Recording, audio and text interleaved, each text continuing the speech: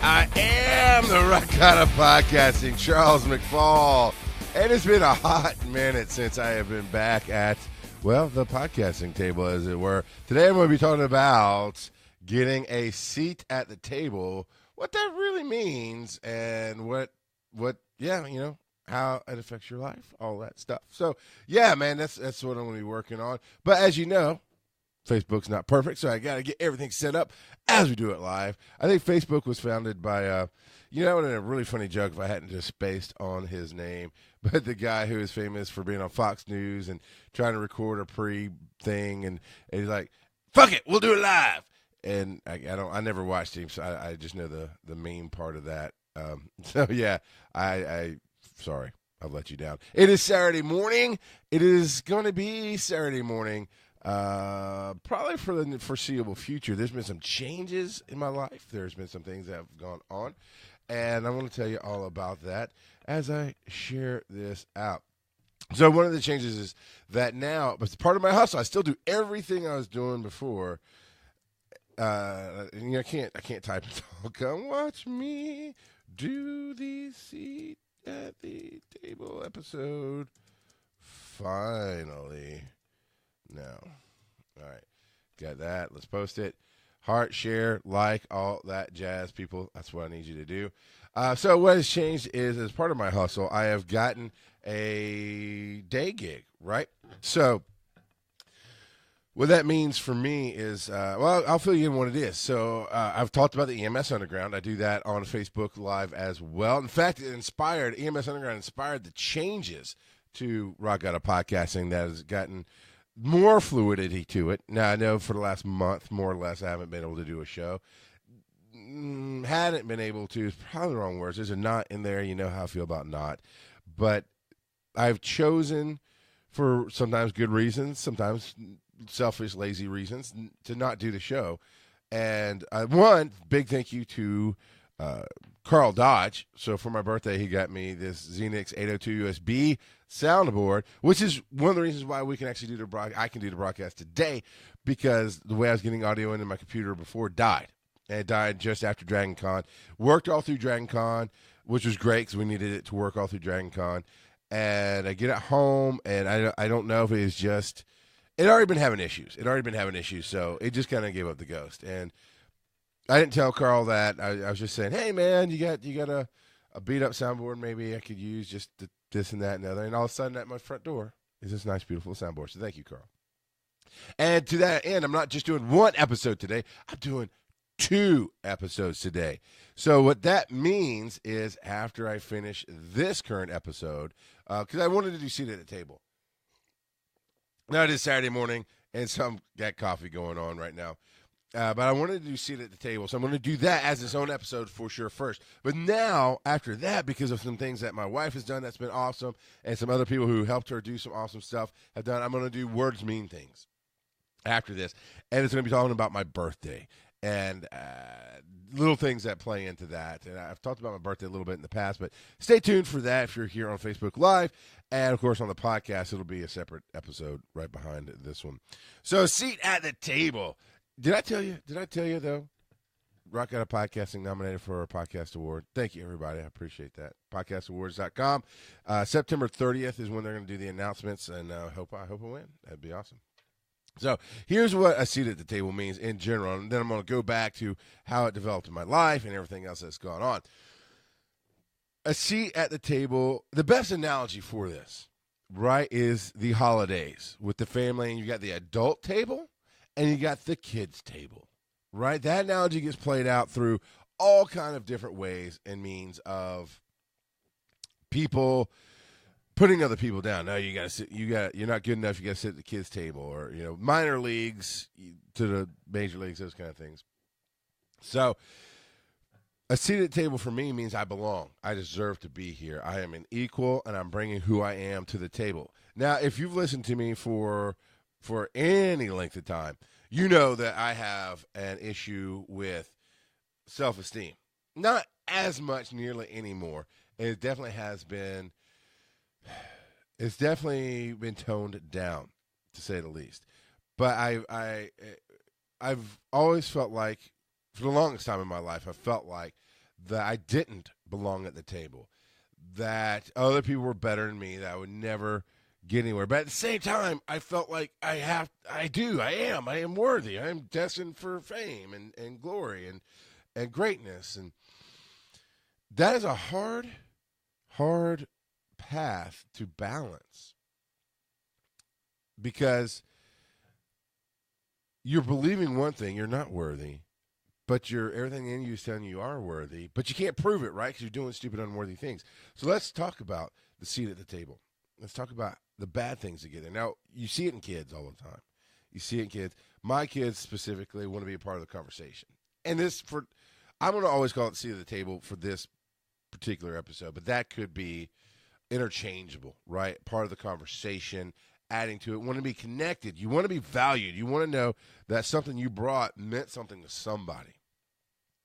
And so kids, my kids specifically, will jump into the middle of a conversation. Well, this is it, and it's just ignorant, right? It's just childish. It's just young, and that's what children are. And I'm actually having an issue with my daughter, Crosby, right now because of my issues about the seat at the table, about knowing that I always made up stories to make myself feel better and seem better and be awesome. Because we watch stupid TV, right? We watch, even in my day, the Disney Channel came around, and you're watching somehow these kids do this stupid crap, and you can relate to them. But then all of a sudden, they're heroes, and the school celebrates them because it's fucking TV. And it's stupid. And it puts these false images into our minds of what connectivity should mean. And I've been trying to change that with my kids, for sure. I've been trying to teach them that connectivity means being a part of somebody's life, changing somebody's life. The littlest thing, man, you help out a family in need, in their time of need, and it is nothing to you. Let's say you had an extra room. Okay, Dragon Con. I had a whole basement here, and I had a whole bunch of guys that wanted to come to Dragon Con that I wanted to be at Dragon Con. They're part of the Giant Size Team Up crew. They're my team. They're my family. I wanted them here. Well, me included, financially, it's difficult to travel to a con. Any kind of con outside of your city basically breaks down to $1,000 for the weekend, if not more. A day trip to Chicago when I went for Pokemon Go Fest, it was roughly $800 was the budget that I'd come up with. And that was shoestring budget, was $800, right? So I've gone to Vegas for 3 or 4 days for a con, and it was $1,000. It was a little over $1,000.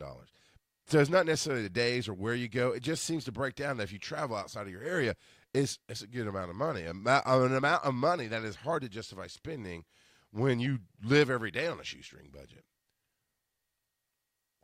Or when you're making ends meet, but you don't have the extra there. And, well, yes, you can, in certain situations, write this off, right, as tax deductible, right? It's a business expense. You can write off. I had a business partner at one point, a guy I did business with. He was always saying, no, there's no way I can come up with that money. Oh, man, but you just write it off. It's a business expense. But you have to fucking spend it ahead of time, jackass. I don't have $1,000 to go do XYZ just because you got a hair up your fucking ass. And you're like, oh, it's so great. And then it turns out it's not great because I know my world and you don't. So I know what you're going into and you don't. So I know it's not worth $1,000. I'm not going to do that. Write off or no write off. And that just means you don't pay as much taxes as a write off means. So I still have to spend the money.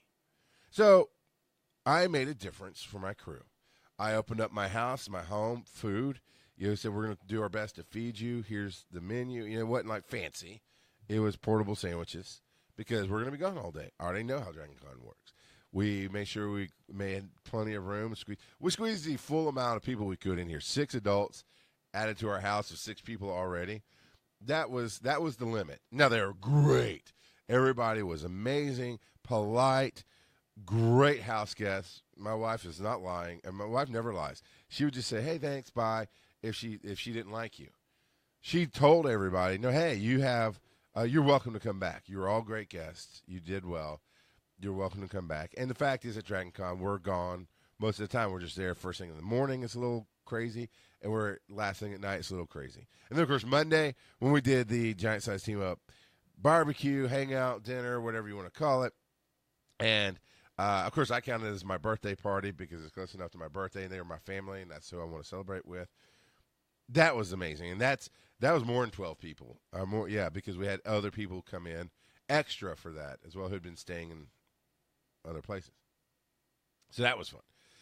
So that's the difference I made. So the little difference, and it made all the difference, right? Not having to pay for lodging, not having to pay for food, really brought that number down to where, okay, I can find an airplane ticket, or I can drive. For Chris Wisdom, I think it was a 10 or 12-hour drive. But I can drive that because you're going to take care of the rest of it. It was great. It was perfect. That's the difference you make. That's connectivity. That's a seat at the table. That's part of being in the conversation. You matter because you're meeting a need in somebody's life. But what we get is this stupid vision of Disney. I fucking hate the Disney Channel. I mean, there's nothing specifically wrong with any one of their shows. There's nothing I can go. It's not like Walmart where I could do a whole goddamn show on Walmart and why it's. I want to bring them to their knees at some point as a corporation. They have fucked over the American people and the world, and they are the cancer that is the lowest form of retail. But that's neither here nor there. I could go on about the things that I could tell you why. I could start a movement. I could get it done. When I say I hate Disney, it's it's out of that category. When I hate Disney because of the false hope that it gives, the false images that it gives. There's very rare scenarios at anything outside of sports that an entire group of people are going to cheer you in high school or lower. It can happen. I saw it happen at a talent show where all the parents they support all the kids. Everybody's cheering, they're clapping. But when one kid really came out and did some cool stuff, you could hear a difference. There was a definitely different energy to the cheering and the supporting of that. So there are opportunities there. But what we get from the Disney Channel, what we get growing up, is this only way I matter is if I do this crazy cool thing, and then everybody thinks I'm the hero. And the reason I'm having a problem with my daughter now about that, she literally just came home, and there's a class that she does. I forget what it is. She's in 5th grade, so the end of elementary school. And there's a new teacher, and the new teacher's trying creative stuff, and I get that. Hey, Tom, how's it going, man? And Tom is the one who got me my day gig, by the way, and has allowed me to do some great things in the office there and still work on media. And that's what's changed. That's why now the show is going to be on Saturday mornings, which is good. Now that I have a schedule Monday through Friday, it can't be like, you know what, I don't feel like it tomorrow. I'm going to do my show today. I mean, I don't feel like it today. I'll do my show tomorrow. Now it's I got a day job Monday through Friday, so perfect. Saturday mornings, I'll get up, I'll do Rock Out of Podcasting, and I'll move on. And I agree with Tom. Disney makes kids look smarter than the parents. They don't make them look smarter than most adults. There's one exception, and he's not a parent. He's the butler. But I think the characters, it may just be called Jesse, but the characters, again, some teenager that somehow gets a job babysitting 6 kids in this upscale New York apartment, and hijinks ensue. But he's actually almost always right.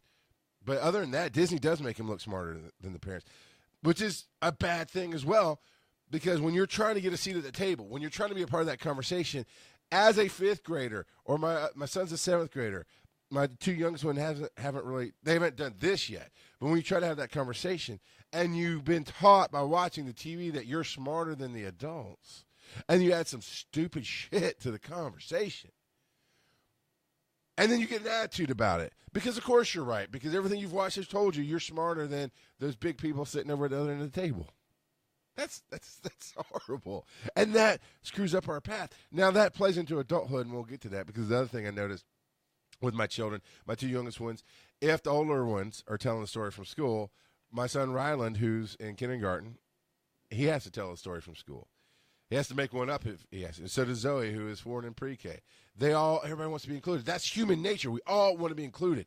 Now, being an adult and being aware of who you are means learning when you don't belong at the table. It means learning that you have nothing to add to that conversation. And that's the stuff that I've noticed at Dragon Con. So I'll tell you my path at Dragon Con. And I'll tell you, it actually might work into EMS Underground and Georgia Institute of EMS there. But with Dragon Con, so as I grew up, I've always wanted that. I've always wanted to be a part of it. Let me tell you something stupid I did. All right. Here comes the stupid Charles story. Because even with the Disney Channel, and I did have that, but I had other things. I mean, everything kid tells you, this is how you get a seat. This is how you do. And so I was always doing stupid stuff. Man, just too many stories are flooding in. But I was always doing things I thought would be cool that really just got me mocked, right? It just to try to be cool, to try to be at the table. Yeah, it plays into high school with the cool kids versus the uncool kids and this and that and the other. And thank you, Tom, for the birthday wishes. I appreciate it. And I got to college. All right. Now, here's the thing. When you're trying to be a cool kid, when you're trying to have that seat at the table, you don't always realize you have a seat already, and you're just being a jackass. So I was the guy people wanted to be around through high school. I just couldn't really realize it because I was very much carrying damage and self-esteem issues and not looking at the reality around me. So I missed all of this stuff. I mean, I've told some stories where I did some TV stuff. I mean, I do TV stuff. I mean, it's not all TV is bad. Not all TV is fake. And I've done some stuff on TV, like TV. Whereas the first girlfriend I ever had, I happened to swing by this girl's place, not her, but her friend's place, because my buddy was hot for this one girl. And like, hey, we got a bunch of movies. Let's swing by and see if she'll come hang out with us. I'll hook you up, man. I'll be your wingman. It won't be awkward because it'll just be the three of us hanging out, but then you can hit on her, whatever you want to do. And this is all in high school. And, you know, we get there, and she has this really hot, blonde, stacked female friend. And I'm like, how you doing? So ended up with a double date, essentially.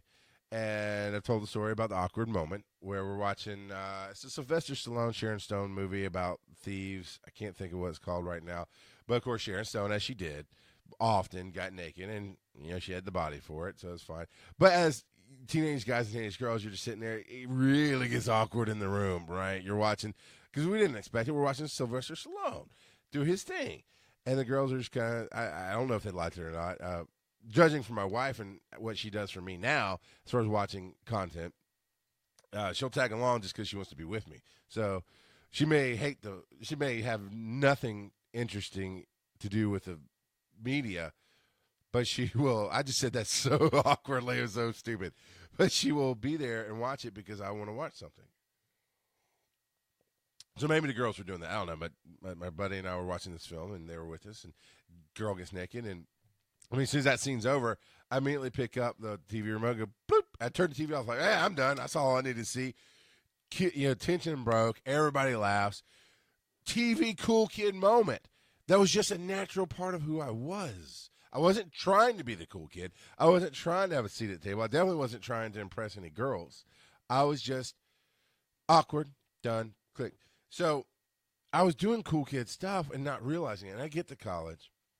And I just had this desire for people to celebrate me, for people to cheer for me, for people to connect with me. And I was going about it so wrong. So I'm at this gymnasium in college, and it was this organized mixer activity night kind of thing. And a bunch of people are there, and stuff's going on. I'm sitting up on top of these bleachers that weren't laid out. I'd climbed up on them because I'm cool like that, right? And I was sitting up there. I cannot remember what led up to it, but I felt this energy going. And I literally stood up, 80s movie style, put my hands over my head, and screamed my own name. And luckily it was so loud, nobody saw the epic stupidity, embarrassing moment of that. And I don't know why I would have done that. And that's never how it goes. You can never say, I belong at the table. I belong at the table. No, you don't. If you have to say it, you don't. You have no place at the table. If you have to tell me that what you believe, fill in the blank, okay? I believe cigarettes are wrong, or smoking. I believe that Jesus is the way, the truth, and life. I believe that liberals are better than I almost said liberals are better than Democrats, but liberals are better than Republicans, or vice versa. Fill in the blank. I believe this. If you have to punch me in the face to get me to believe it, you don't believe it. And actually, Tom is here, so I will use him as a good example of a Christian faith, faith, a man of faith. I'm just going to say that. I honestly kind of hate the word Christian now because so many people have co-opted it and done bad shit with it. But as a good man of faith, Tom never lets anything I do waver his beliefs. And he never says, well, Charles, in the Bible. No, Tom talks to me like a human being. And it comes out in every day of what he does, of what he believes. So if you have to yell at me to get me to believe what you believe for you to believe it, you have zero belief. Tom's the opposite of that. He's actually one of the few people I can stand to be around who is an active man of faith in a church and a system of belief. Now, I'm a man of faith, but I stay away from systems of belief all day long. And that's dealt with in my episode called Religion versus Faith. It's not on Facebook. It's on rockgoutofpodcasting.com. I was doing just audio then. But so when I stood up to yell my own name, right, that's not going to get anybody to acknowledge me, to think I'm cool. It was so epically, God, man, that is so burning in my brain because as soon as I did it, I went, oh, what are you doing? It was one of the lowest points in my life, to be honest. It was horrible.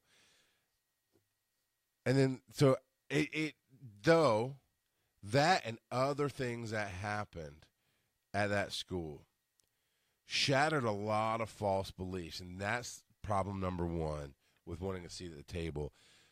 You think you want to sit at the table, it's the wrong table, because growing up, you are infused with your parents' beliefs. You are infused by your community's beliefs, by the things that are around. And a lot of stuff we quotey fingers believe, until you know why, you have no idea what you truly believe. And I'm speaking from experience. I used to hate, and I mean the angry, dripping, venomous word hate, gay people, because that's what I thought we were doing. I used to hate, well, to be honest, I hated myself. I mean, let's just start there. To be honest, when you hate, you start with yourself, and then you put it out on other people to make yourself feel better. Until, so I hated that. I hated people who slept around you. I hated all these things that were a misunderstanding of what I was being taught. Sometimes it was a true understanding of what I was being taught. I was being taught incorrectly. And Tom, you make a good point. I'm going to play that in here. And so I hated girls who slept around, until a really good friend of mine got pregnant. And I didn't hate her, but I'm supposed to hate people because obviously she slept with somebody outside of marriage. This is in high school. She got pregnant. But I liked her. She was a friend. And now I'm stuck going, I don't know what to do with this because I believed I was supposed to hate people like her, but I like her. And I'm looking at the human being situation of this going, but you're having to deal with your life changing, and it's not my life that's changing, it's your life. And ultimately, I let go of that.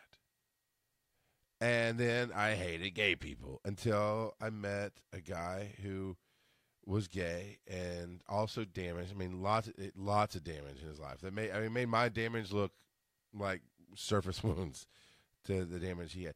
I loved Marcus. I thought he was the coolest guy that I could really, because I couldn't fit in with anybody. But with Marcus, he never judged me. I could fit in with him. And so I'm like, how am I supposed to take it? I even told him one day, he was asking me because he knew I was a Southern Baptist preacher kid. My dad was an active Southern Baptist preacher in the city that we're both in. And I was still living in his home. And Marcus asked me basically, how I can hang out with him and still have my beliefs. And at the time, my weak ass line of reason, because he was not pushing me, but he was getting me to question the same time I'm trying to get you to question.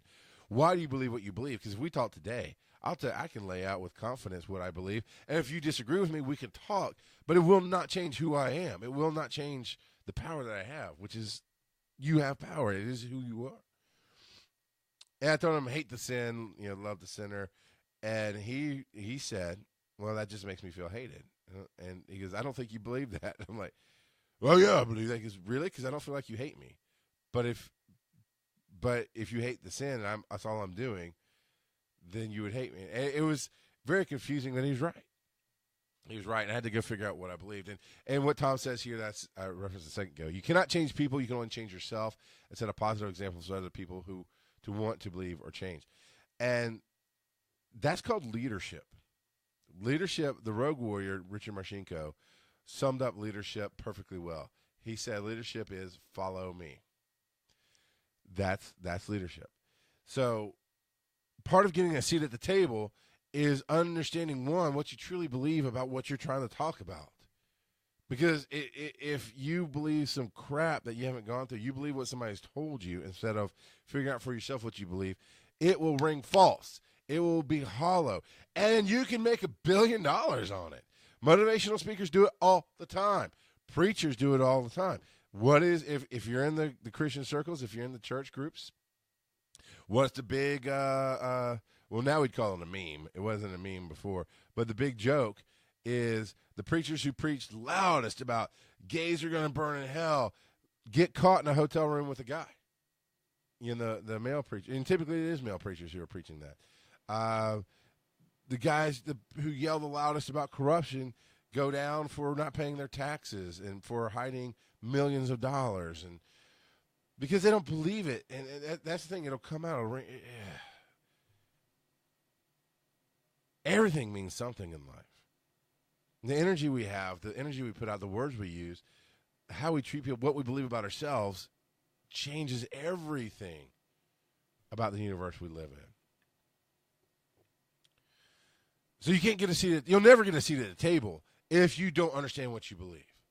You'll never get a seat at the table if you're just regurgitating what other people are saying. That's why the children are at the children's table, because they will sit there and just repeat what they've heard on TV or repeat what they think they should have or what they think you want to hear. And that's been a hard time disciplining my kids, is when I had to learn different ways to talk to them. I had to learn to bring my anger down, my energy down, to get them to talk to me. Because very often when I'd yell at I'll just pick on my son this time. I've been talking about my daughter. I yell at Oakland for something. And I want him to really tell me what was going through his head. But all he's telling me is what he thinks I want to hear. Because he's just in trouble. And, oh, my God, I got to get out of this trouble. And I had to work on getting past that, both in how I'm acting towards him. Because I realized what my actions, my energy, my put out to him is getting this response of panic. And I'll just tell him whatever he wants to hear to get him to go away. I got to go. And I had to change that, right? I had to fix that. I'm trying to see where to go from here. I think I'll go to my adult life here. But that's, so all, we do all these things. Oh, the school. So different things at the school, different things that happened, from that moment of me standing up being an idiot, that gratefully to the universe, nobody saw. Everybody was so busy doing other cool stuff, ignoring the idiot in the bleachers, that I never had to live that down. It was just a me thing. I've carried it with me forever. It's kind of like alcoholics coin, the chip, right? You carry it with you always. I've carried that with me to remind me of doing things the right way, because that was the worst possible way to get what I wanted out of life. And I started to change and other things. So I came home from that school. Life had really changed for me. And during that time as well, a dear friend of mine, James Spencer, died. And he had, I always get it wrong, muscular dystrophy or muscular sclerosis. One of these days I'll actually look it up. I know the difference. One is you can live out your life. You get older in age and your muscles, ultimately my uncle had the old version. The other one is it's a young person killer. You're born with it. You really lose muscle control very early in life, and a lot of times you don't live past 21. And he didn't. And I met him when he was in a wheelchair, and I got close to him. And I need to tell that story. I haven't told that story in a very long time. I'm not going to do it here because this is about seat at the table. But about what you do can change people's lives, accepting people at where they are, that's a show I need to do. Because that's exactly what changed my life. That's the pin. That's the pin. There's very rare times in my life. I've watched it on TV. I was like, I've never had that TV moment of where I could go, this event changed the course of my future. I mean, I was going here, here, here, bang, and now I'm going there. Him, I can do that. That's the pin that changed from me being an idiot to me being the rock out of podcasting. I'll talk about that on another show. But that happened during this time in life. So my life is changing. All the things I thought I believed are falling apart. Just now I'm just trying to figure out the why of everything and what's going on. So that gets me on the path of podcasting and what I've been doing there. And for the entirety of the 12 years I've been podcasting, my whole thing was, without the words, I'll credit Armor at Mon for bringing the words to my life, helping others be awesome. You know, it helps if I, as a professional, turn my phone ringer off. But when podcasting, it was always, oh, man, you're doing an awesome thing. How can I help you be awesome? Oh, man, woman, even, you're doing an awesome thing. How can I help you be awesome? And that is just how I built this entire career, was I feel like I'm awesome. I definitely feel like you're awesome. Oh, wait, should I do the roast hand, Carl? I feel like you're awesome. See, that's the difference, Carl. Shark fin, no shark fin. Good, bad. Good, Carl, bad, Carl. But it's helping others be awesome is how I've built the whole thing. I think I'm awesome. I think you're awesome. And now, that's not a universal truth. I mean, if I'm trying to work with you and trying to connect with you, if I'm working with you, it's because I think what you're doing is an awesome thing that's going to change the universe and make the world a better place. And that's what I've built my whole entire podcasting career on. And so I've really been surprised at how well that works, how well that gets you a seat at the table. Because going in and saying, oh, you know, I do this and here, let me give you a few ideas, and never take. I never go, well, here's a part of an idea, and if you want the rest of it, it's behind this paywall, and you can hire me as a consultant. I always thought, no, information should be shared. Guess what? Somebody who made their career as a great thing thought the exact same thing and emboldened me. And his name is Gary Vaynerchuk, and he did the book Crush It. And he's done a bunch of other things since, but he did Crush It, and I got that when it came out. And I'm like, that's what I've been talking about. Information is meant to be shared. If I'm seeing that you're doing something that it's going to take you a year to figure out you're doing it wrong, but I can tell you right now, hey, try this, and it'll go better, and I save you a year of time. Why wouldn't I do that? But so many people think the opposite. Oh, no, it's my trade secrets. This is my thing.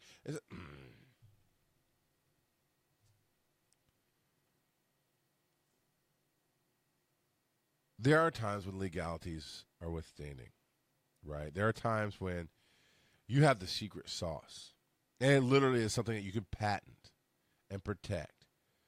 There are ways to do that. I'm talking about creatively, universally, human connection. If I know something that can help you, why would I never share it with you? And I do. I know early on in podcasting, when people were getting a seat at the podcasting table, right? And I'm a podcaster. They would hide their lives. They would not share information with other podcasters. They would, oh, this person put my stuff on their site. It's your voice. I mean, here's the number one principle about podcasting.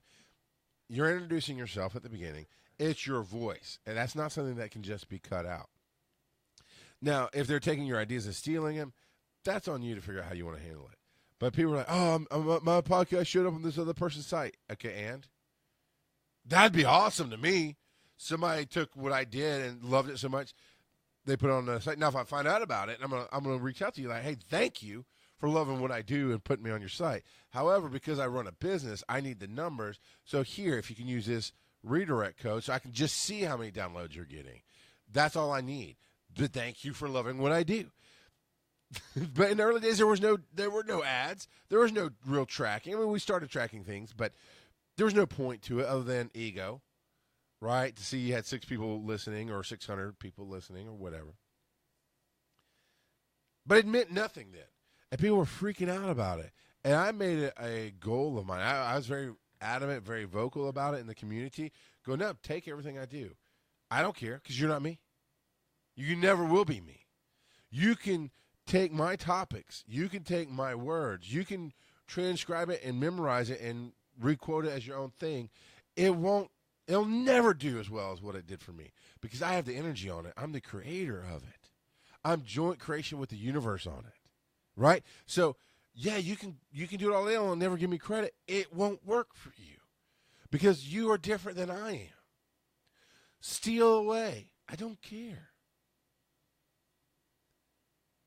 And that's how I've been throughout the entirety of podcasting is let me just help you. Let me give you an idea. Never grabbing your coattails, right, to ride your star. Never grabbing your wallet to take your money.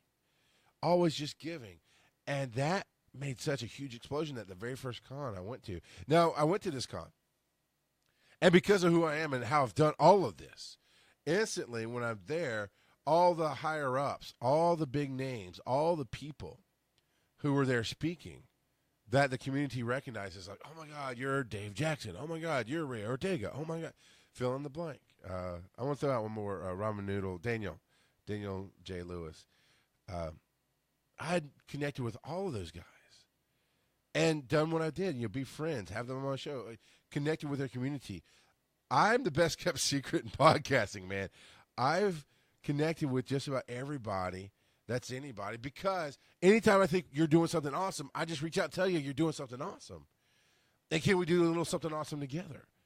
Be on a show together, have an interview, have a moment. And it's always a giving thing, and it's been fun. So I show up at this conference with my friend, with our Morning Mon, actually. And I've never been to a con before. Not this kind of con. Professional conference for podcasters. And crowds are gathering around. Not huge crowds, but people were gathering around the names I just told you because they recognize them because those guys have been working hard and been out in front of the media. And I'll be honest, I had no idea what my path should have been through podcasting. I tried a whole bunch of crap that just didn't work. Had I stayed consistent, I would have been there, but I didn't. I was inconsistent. But my path is my own, right? My path was one of learning, of discovering who I am through talking, through sharing, through living the podcast. And that's not for everybody. I mean, it's the same as Rock God. This show is not for everybody because sometimes you're not ready for the truth that I bring. Sometimes you can't handle the concepts I throw down. Sometimes I'm going to piss you off and you don't know why. It's because you're dealing with something in your life. And some people just want surface stuff. Some people want to hear about pop culture. Some people want to hear about tech and the ins and outs of it. So, okay. My point is, I go to this con, and 4 or 5 people or 6 people are gathering around. I remember it was Daniel. So I went to see if we could check in for the con early, and the desk was already closed. And Daniel was there, and he calls me out. Hey, Charles, hey, man. And we do the hug thing, and you see, I'm still at this point in my life thinking I'm nobody. Nobody. And he gives me, but I knew him, and he knew me, and we were friends, and we did the hug thing. And you look at the people's faces going, who the hell is this guy that Daniel left us to talk to him? Same thing with Dave Jackson. He's coming down the hall, and people are like, oh, there's Dave Jackson. And he and I connect, and we hug, and we talk for a minute. And I move on. And people are, morning at that point, were like, holy crap, you actually know everybody. I'm like, okay. I mean, he's fanboying. He's fanboying because he listens to these guys, and I just never had that concept. For me, a conversation is a connection. So if I listen to you, I reach out and say, I love what you do. And if we connect, then we start talking. And I connect with just about everybody I reach out to.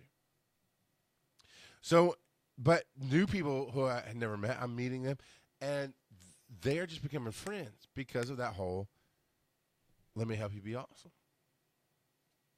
That we were both doing. Morton and I were both doing that. And I made some interesting friends that year that I'm still friends with. And that has led to everything I've done to go into DragonCon. And I'm at DragonCon the first year, same thing. I'm actually helping somebody else be awesome by being there for them. You know, I got paid to go, or I didn't get paid. They bought my ticket to go there and do research on how that con works and what they could do better at their con and do interviews that we could use and this and that and the other and spread the word about their conference. And so I do what I do. I just start adding to the conversation by asking questions. Real questions, things that I want to know or things that I have thoughts on that maybe I can't share because it's not the right venue, but here's a question. And I'm going to go in a different direction. And that ultimately got me to this year at DragonCon, being on 13, 14 panels. And now some of that was, I'm the moderator. You know, I wasn't on all those panels, but I was the moderator on a number of those, and they counted. It's gotten me pro status at DragonCon. It's gotten me to be able to work with so many great people. Even, I want to say Chris Gore. Love Chris Gore. I loved him on Pod Crashers. I didn't realize, because I came to him, or he came to me, however you want to say it. I discovered him through podcasting. And it's called the Pod Crashers. His whole concept of the show was he took over somebody else's show. And I'm sure that he reached out and lined it up, whatever. But it was such an amazing concept to me. I'm like, oh, and I was like, I want you to come take over my show. Now I was a little nobody show. Honestly, don't even remember if I reached out to him or not. But I remember thinking, God, I wish you would take over my show. That'd be so cool. It's such a great concept. That was 8 years ago. Now, turns out Chris Gore was on TV for a long time. He was on Attack of the Show on G4.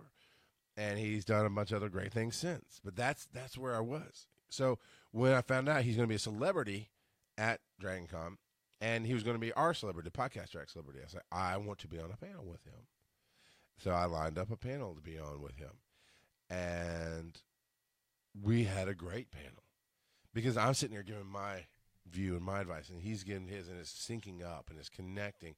And I went up to talk to him afterwards and said, man, and I said it publicly too, like, I love Pod Crashers, this and that and the other. And because he was there talking about the newer stuff, and a lot of people didn't know about his older stuff. In fact, I think I might have been one of the only ones in the room that knew about his older stuff, besides the TV stuff, his old podcast. So I was talking to him about, I mentioned that, which, as a creator, like, oh, man, cool, thanks. I appreciate that you actually listened back then and did that. And I still carry a special place in my heart for it. And I'm literally in a seat at the table. That's what I'm telling you, is by just saying, here's how I can help, what can I do for you today? And it's been, I got food for Brian Dunaway many years because I noticed an important thing to me is people need to eat and they need to rest. Well, I know as a director of the track, you're busy. And I'd ask him, have you eaten yet, man? Have you eaten yet? Finally, I stopped asking, just went and got him something to eat. So here you go. Oh, man, and it changed him because he felt like he couldn't leave. And I get it. As when you're running stuff, you've got to make sure stuff is going. And these are 10-hour days, 15-hour days sometimes. And so bringing up food just made all the difference. It was a need that had to be met. And I met it for him with no, here's the receipt, you can pay me back, nothing. In fact, he tried to pay me back once. I was like, no, I got this, man. Just eat. I saw you're taking care of everybody and nobody's taking care of you. I can take care of you. No worries. So I earned a seat, not earned by working, but earned by showing who I am and going, I know who I am, this information. I got a seat at the table, man. The first year the first year I went, the second year I put in a panel and got the panel because they thought it was a crazy good idea. The next year I got 3 panels. 2 I put in, I think, and 1 they asked me to be on. I finally got asked to do something. It was great. And then this year, just being a huge part of what goes on with DragonCon. And influencing the content and bringing the message. To the point that this year many people said they want to be more a part of DragonCon. They want to be on more panels. They thought it was amazing. And back to Chris Gore, talking to him about man, I've always wanted to meet you and talk with you as a podcaster. When I saw you're going to be here, I made sure to put this panel together so that we could sit and talk, even if it's not with each other. There's still a lateral to the vertical, right? Even though you're putting information out, sometimes you can get in arguments. Sometimes you have different opinions. That is interesting. That breaks the lateral, right? It just goes out. But most of the time at Dragon Con, or in my case, most of the time when I'm at a table, I'm connecting laterally as well with my fellow panelists. And we were just building on each other's message. So I'm talking to him. He's like, yeah, dude, that's amazing. Thank you for mentioning Pod Crashers. And we talked. And he said, if Dragon Con will have me back, I'd love to come back. I'd love to do more of this, more working with you. And not with me specifically, but with the track. Well, I mean, he definitely indicated that he had the same things I did. We had a great lateral there.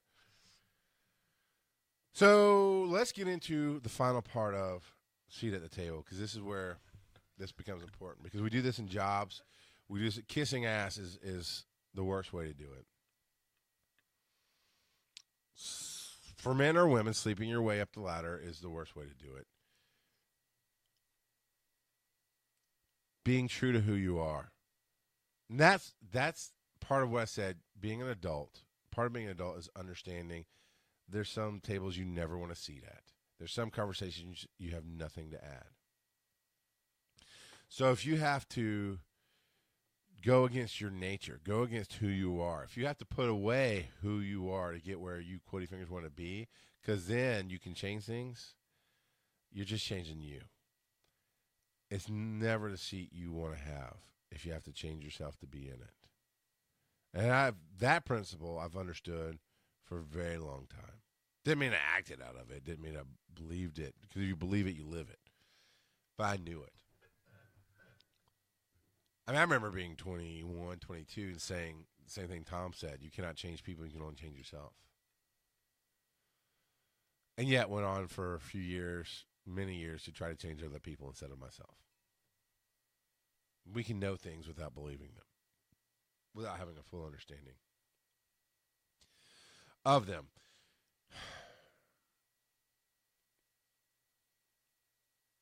So there's two principles that I've noticed in this whole entire story. As I went through it, I noticed them. One was I realized I was onto something early on and going to some of these cons, before Dragon Con, but some of the other cons I went to, that would meet people. I'm always enthusiastic, and I'm always, man, this is what I do, and I love what I do, and just this addictive. I realized I was addictive. And I realized that's what I learned the hard way. Not everybody who wants to be a part of what you do really, truly understands what you do or who you are and wants to do what you do. And we had these guys who meant well, who were cool. There are aspects to it. 'Cause I never want them to feel like I'm calling them out. It's just a lesson I learned through them. Is how I view it. It was never personal to them. It was never negative on them. It was just how I learned it. And they got all excited about what I was doing. Now, I had partners in this, but I just want to keep it to me. They got all excited about what I was doing and where I was going and this and that. And hey, let's do this. And hey, let's awesome. So I'm saying, these doors might be opening because, again, I had a false principle of, oh, man, if just the right person sees what I'm doing, it will happen. Nope. No. Because when you do what you do, when you are who you are, and you're true to that, pathways are made. Never doors are open. Never big breaks. Pathways are made that just line up. And when pathways are made, that's when your life takes off. The saying is, most overnight sensations are 10 years in the making.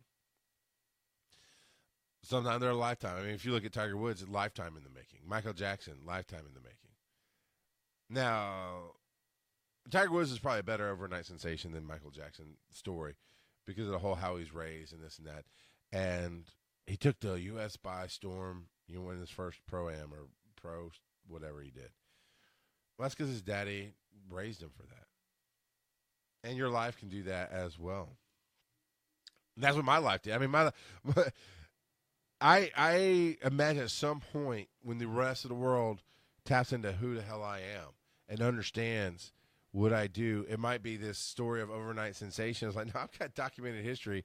At this point in my history, 12 years. 2004. No. Yeah. 2004 to 14's 10. To, let's see, 15, 16. Yeah. 13. No, I just hit my 13. 13 years of podcasting. If tomorrow all of a sudden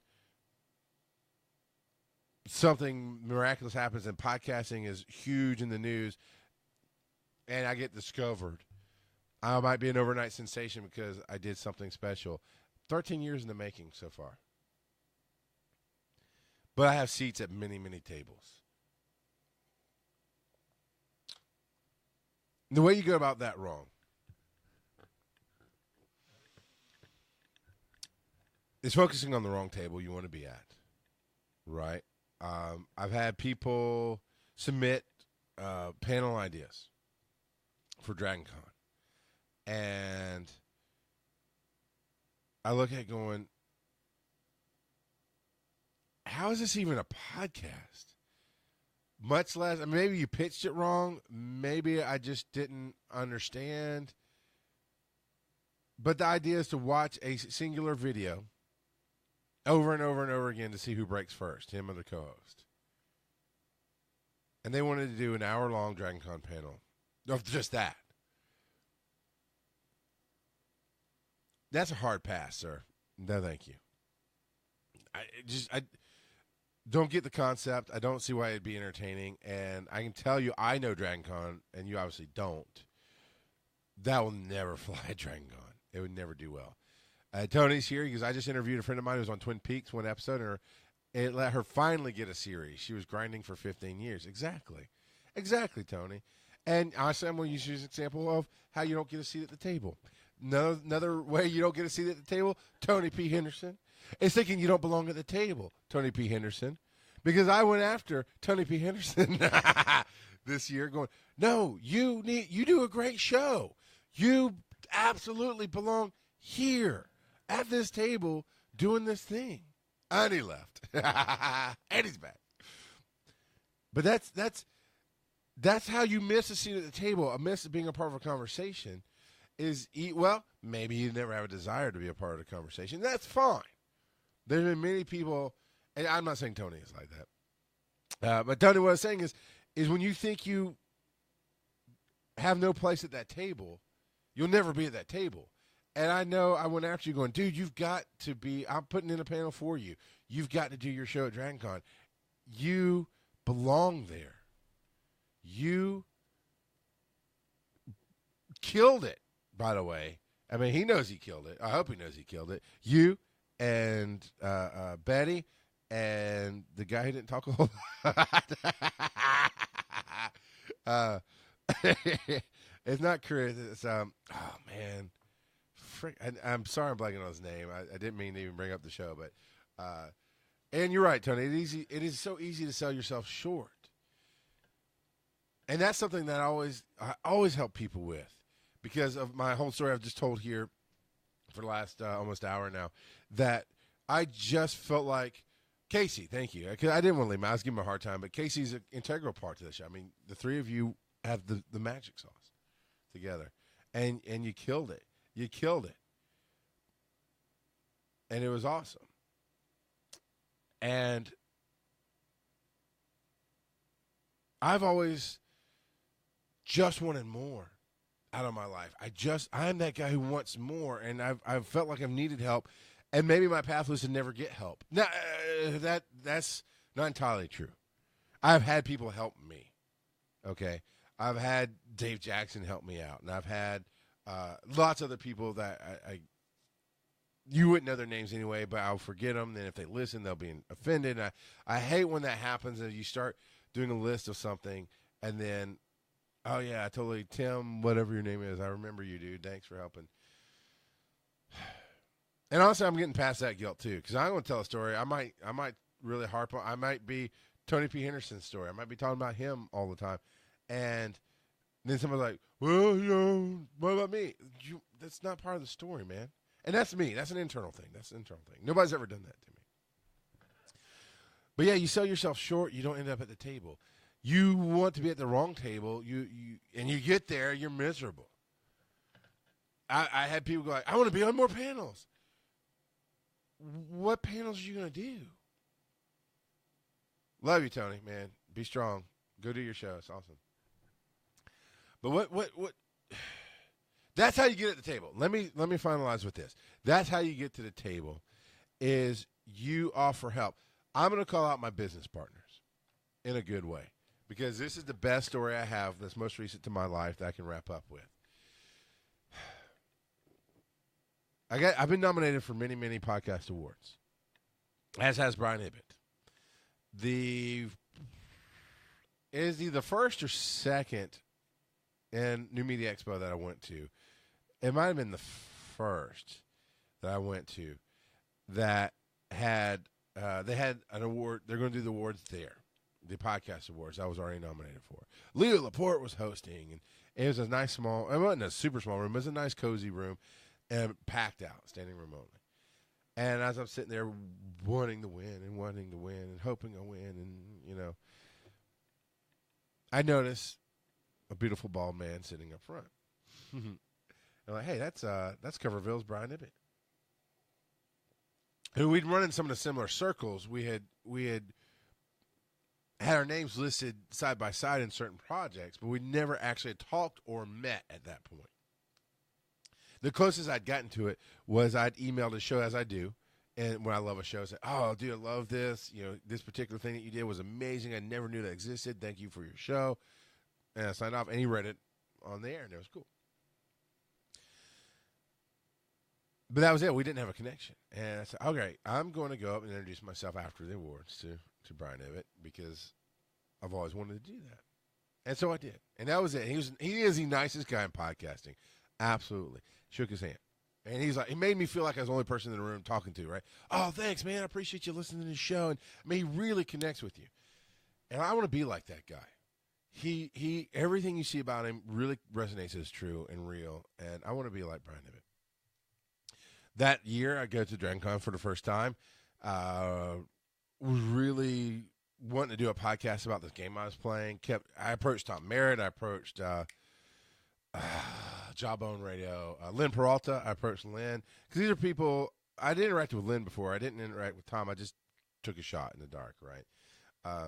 And I was asking people, and then I sat down with Brian Ibbett to interview him, still not knowing him, just going to interview him, and saw that he was playing the game. We've told that story a bunch of times. A show was born. Off we go.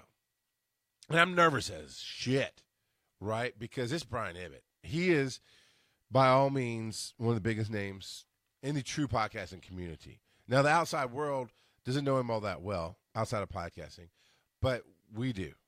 He is one of the podfathers. He's one of the founding fathers of podcasting because he knew who he was when he started, and he stayed consistent and stayed strong and helped build and give and be awesome. So we do that show, and we really are clicking. We're really moving. Paul Klotz comes around. This guy I'd never heard of before, and he's a listener.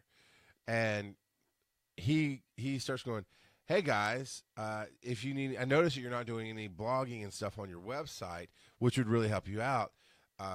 If you need some help, I can do that."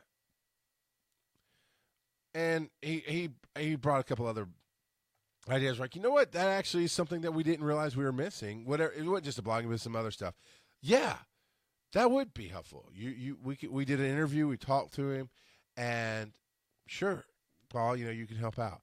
And he's the behind-the-scenes guy, and he's helping. And I've told this story a bunch of times. There's a time when Ibbett wasn't going to be on the show, and we were just going to postpone it. He goes, "Well, why don't you try using Paul? He seems to be a cool guy." And not because of Paul, because of a history I'd had before. And one day I'll actually tell. I don't think I've told the history story of why I didn't want Paul on the show. I was just told I didn't want Paul on the show because of my history. And one day I'll tell that history story. But I didn't want it by the, all right, fine, whatever. And honestly, he did fine. And I went, okay. Because here's what happened with all of us, Brian, myself, the way we made our careers in podcasting was to give to others, to just be awesome and help others be awesome, to never say, I want this or whatever. And now there's business stuff. Again, I'm drawing certain lines in the sand. I'm talking about creatively, universally, give to others. Because Brian absolutely has great business practices. He's taught me a lot about business and about where to kind of keep things back and where to share things. And so Paul did the same thing. I love what you do. Can I help you do it better? Here's a problem I see. Here's the solution. All right, done. Chris Wisdom, same way. Well, Chris Wisdom is the ultimate great troll, right? And I do see you here. But I started talking about the partners before you got on, so shut up. Chris Wisdom sent out this memo, not just to us, or maybe you did send it to us. I don't remember how it came around, but I know the gist was, hey, there's this memo from the company that made the game called Playdom, and it looked so good, and we read it like, I don't know, man. I don't know. This is pretty cool. Then it turned out it was a prank. It was hilarious. Then it turned out later on we figured out he admitted a while later he admitted that he was the one who did it. It was great. And again, sense of humor, plugging into what we're doing, making what we're doing better. And we got to a point where we realized the game was going to end. And Klotz and myself and Ibit, actually, I think before we got to a point where we realized the game was going to end, Chris said, hey, here's some bit. I don't want to throw out the business of what he said because it's not important to the story, and he may not want it out. I don't know. But he approached us and said, here's a very specific way I can help. And I love what you're doing. I just want to help you build what you're doing. Here's an offer. And Klotz and Ibit and I had to think about it and go, man, that's really awesome for you to offer. We don't want to hurt your feelings, but we're not ready to be there as a show or a company. But please understand we really love the offer, and we will definitely consider you in the future. It wasn't to work with us, is to do something for us that would theoretically help boost the business of what we're doing. And we just realized we weren't ready for that. Then, I mean, he just kept doing that kind of thing. Chris did. Just kept coming in and saying, oh, here's this cool thing I can help you do. Here's this cool thing. And ultimately, when we decided we're going to build a company and do a network, because we know this show is going to end, but we felt like Klotz, Ibit, and I, we had this magic together. We built a company. And Chris just kept helping, never asking to be a part, never. You guys were and are the Golden Pony Boys. But he was never, and that's Chris Wisdom in the chat room saying that now. But the seat at this table, this giant-sized team, this partnership that was just organic, and that's key. It happened naturally. It was never an intent. I always wanted to be bigger, better, more. I always was going to be, I still have the vision of standing on a stadium. I mean, now I have something I can actually point to. Kevin Hart did his big movie where he sold out a huge arena. That's the vision I've had since I was 12 fucking years old, was me on a stage, not necessarily by myself, but me on a stage to a sold-out arena, sharing who I am and the knowledge and the word and the whatever, the creative that I have, and changing people's lives like that. Still have that vision.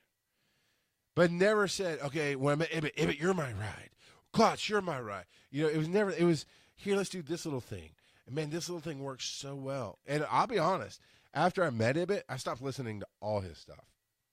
Because, and now I actually back into listening some, but because I knew I had to develop a relationship. And if I listened to how he interacted with other people, I would try to be those other people. And it would be the wrong thing to do. It would never be me. And if it's not me, it's the wrong thing for me to do. That's for you too. If it's not you, it's the wrong thing to do. So I stopped listening to all his other interactions because I knew it would just influence me in the wrong way.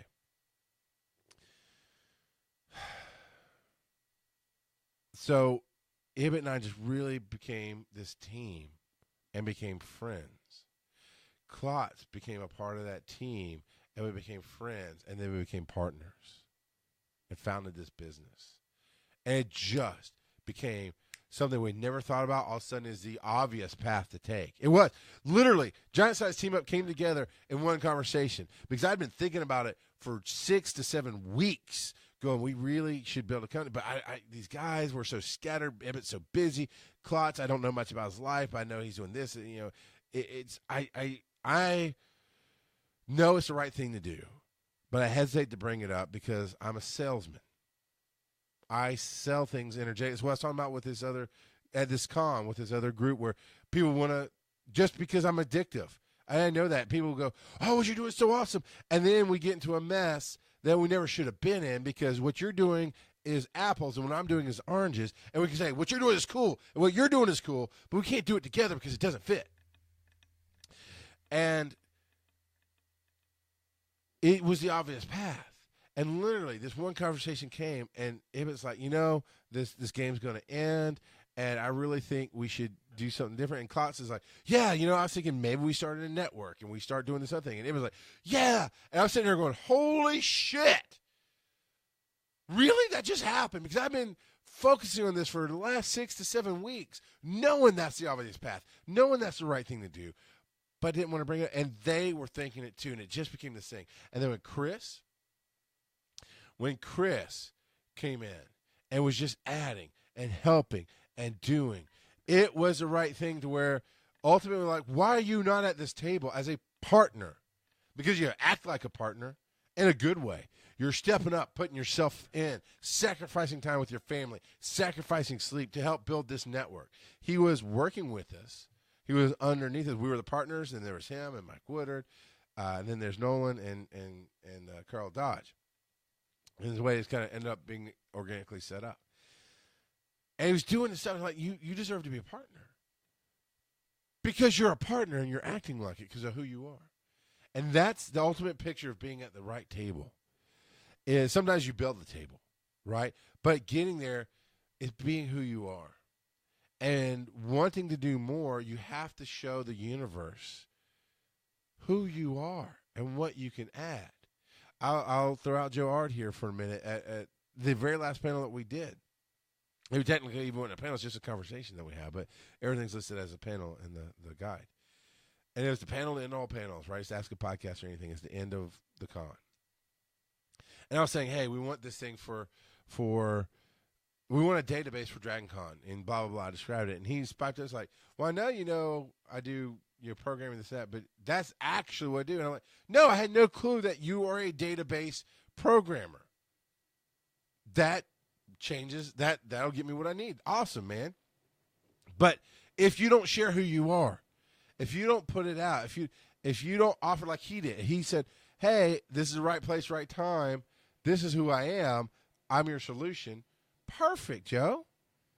Up until that moment, it was Joe does some programming stuff, and he does Pokemon Go with me, and that's all I know about him. I mean, I know he's got family. I know some of his church life and this and the other, but that's all I creatively know about Joe. And I knew a little bit more. So that's the whole idea of the seat at the table, is be who you are,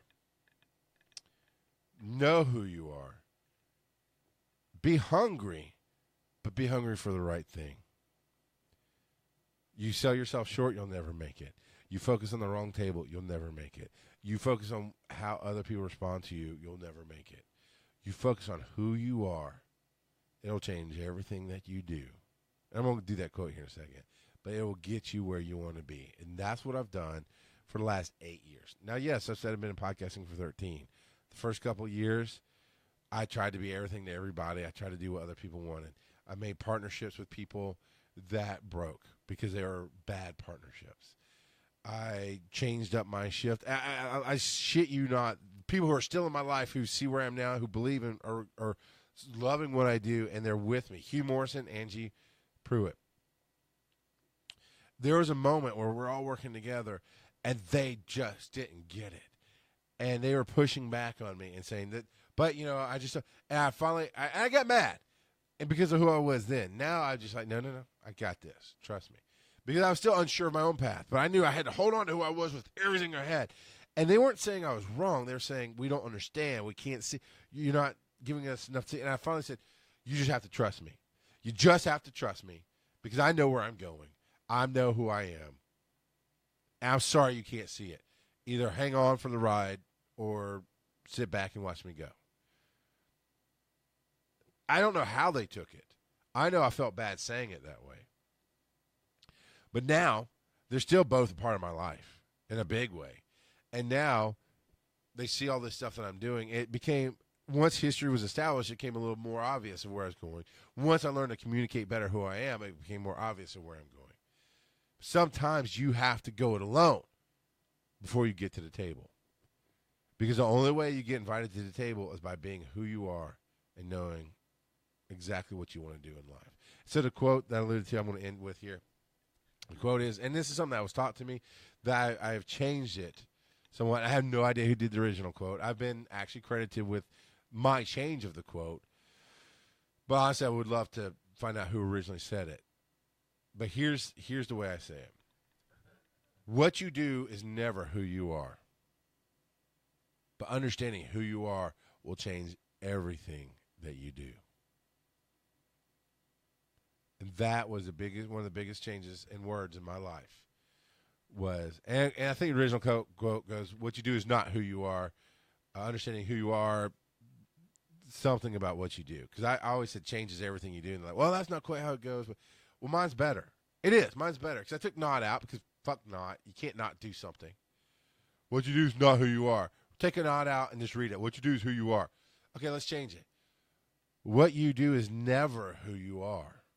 Because I've done some really dumb shit in my life. But who I was a whole different being. And I didn't understand who I was. But learning and understanding who I am changed everything that I did. Remember I started off the show talking about I hated gays? Now I'm one of the biggest proponents of gay marriage because I love humans. And every human should be treated as a human being. Fuck your skin color. Fuck your sexual preference. Fuck your gender. Nobody gives a shit. Shouldn't. I mean, no, that's not true.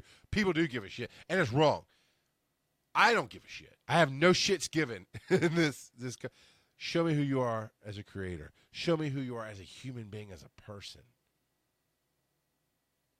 And then we'll figure out the rest. I hope that entertained you. I obviously had a lot to say. I loved it. I tried to stay on point. I'm going to do one more episode right after this. So if you're on Facebook, definitely stay tuned for that. And podcast, you can get it again. And this is how this goes. Now, hopefully, maybe now, it will actually be more regular. Maybe I'll do it regularly Saturday mornings at roughly 11 a.m. Let's see, it's been an hour. So it looks like I started, around a little after 11. So, but this is my passion. This is my heart. This is my home show. Life gets busy, and there's a lot of commitments I have going on with things. Number one commitment is my wife and my family. So I do a lot of hustles and try to make sure I give them time, and this takes time. But now that I have a Monday through Friday schedule, it makes sense to get up Saturday morning and do the show. So hopefully I'll do more for you going out. And I need to do it for me. Also, Anchor app. It's on iOS and Android devices, ANCHOR. Anchor, you can subscribe to my station there. Because what I have been doing since it really got pimped out at DragonCon. Now, I did know about this app as soon as it came out. I got on it. There was nobody there. And I felt like it was a waste of time. Because that's the stupid shit I do sometimes, is I feel like things, and it could have been. It could have gone to the wayside and whatever. Or if I'd stayed consistent, maybe I'd have been the king of Anchor, the rock god of Anchor, as it were. But I didn't. And that's how it goes sometimes. But Anchor's it's become strong, and it's got a great community, and it posts out in a whole bunch of places that it didn't before. So Anchor is where you'll hear me do 5-minute stuff once or twice a day. Sometimes I go a couple of days without doing it, but that's where you'll get your quick thoughts, your quick touch of the rock god, the quick motivation there. And it'll go out on my Facebook page, which is Charles McFall, but also I share it to the Rock God of Podcasting on Facebook. It'll go out on my Twitter, which is at Rock God of Pod. You can find me there. You can email me, rgop@charlesmcfall.com, and that works really well. Great stuff going on in my life, man, and I'm getting places. So I'm going to go do this next episode. Let me clear all this stuff out. That would be helpful, wouldn't it? And thanks for listening. Thanks for being a part of the conversation. I always want more conversation, more, because interactivity is where it's at. And so I'll be inspired by your stories. I'll grow from your own life and your own choices. And honestly, I'd love to hear that something I said helped you on a path or make a choice in your life. Like Laura DePuter tells me all the time, and I appreciate you, Laura, for sharing how it affect your life, because we need that as creators. All right, until next time, I'm the Right Guy Podcasting, man. Go out and love somebody, because I love Brian Ibbett and Chris Wisdom and Paul Klotz and Mike Woodard and Carl Dodge. And I have to go down to Nolan Overton. Those people who believe in what we're doing, and we're building this company. And I love my wife, and I love you. Let's go out and love somebody.